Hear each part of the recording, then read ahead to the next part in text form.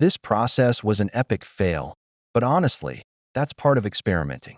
My goal was to nickel plate just the drips and leave the heart copper for contrast. In my head, it sounded simple. In reality, not so much.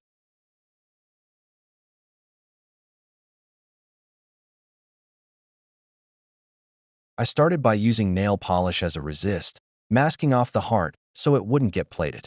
The idea was to protect the copper finish underneath while allowing the exposed areas to take on the nickel. I made sure the heart was fully coated, or at least I thought it was.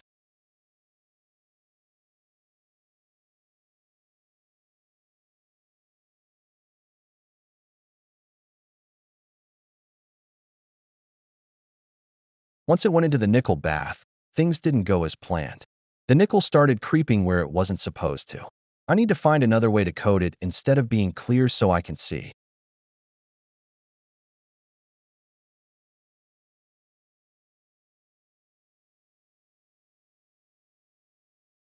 At this point, I'm switching plans.